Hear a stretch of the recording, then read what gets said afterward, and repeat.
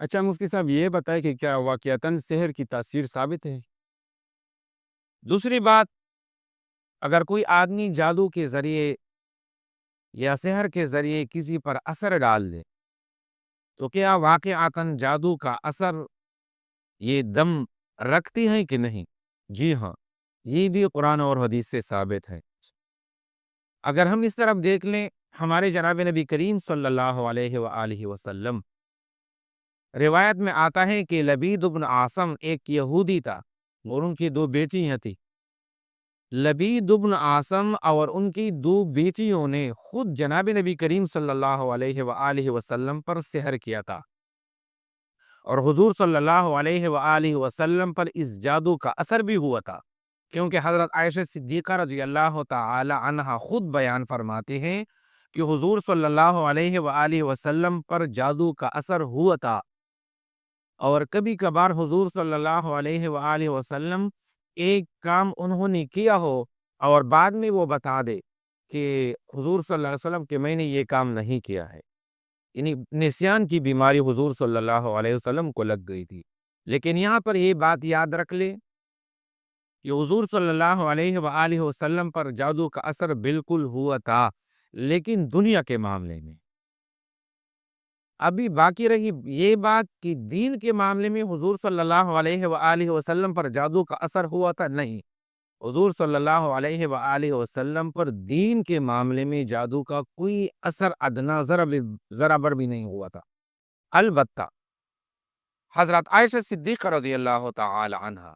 جو انہوں نے حضور صلی اللہ علیہ وآلہ وسلم کے بارے میں بیان فرمائی کہ حضور صلی اللہ علیہ وآلہ وسلم پر جادو کا اثر ہوا تھا، خود ایک دفعہ بہت سالوں بعد حضرت عائشہ صدیقہ رضی اللہ تعالی عنہا پر بھی جادو کا اثر ہوا تھا، کیونکہ حضرت عائشہ صدیقہ رضی اللہ تعالی عنہا ایک دفعہ بیمار پڑ گئی،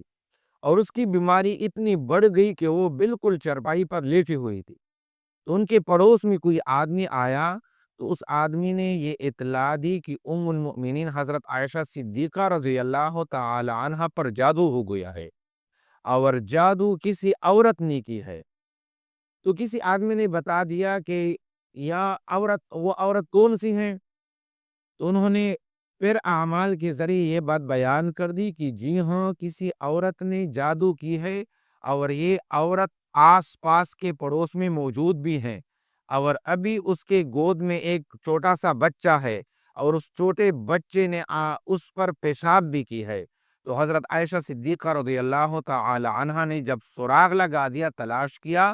تو ایک گھر میں یہ عورت موجود تھی جو ان کی خود اپنی لونڈی تھی۔ بعد میں جب وہ ان کو گھر آئی تو عائشہ صدیقہ رضی اللہ تعالی عنہا نے اس سے کہا کہ آپ نے مجھ پر جادو کیا۔ انہوں نے خود اقرار کر لیا کہ جی ہوں، میں نے آپ پر جادو کر لی ہے۔ حضرت عائشہ صدیقہ رضی اللہ تعالی عنہا نے فرمایا کہ عجیب بات ہے، میں نے آپ کو مدبرہ بنا دیا ہے۔ انہیں مدبرہ کرنے کا مطلب یہ ہے کہ جب میں مر گئی تو آپ آزاد ہیں، تو میں نے آپ کو میرے مرنے کے بعد آزاد کرنے کا حکم بھی جاری کیا ہے، پھر آپ نے جادو کیوں کی؟ تو اس لونڈی نے جواب دیا کہ جی ہوں، میری آزادی کا صرف یہ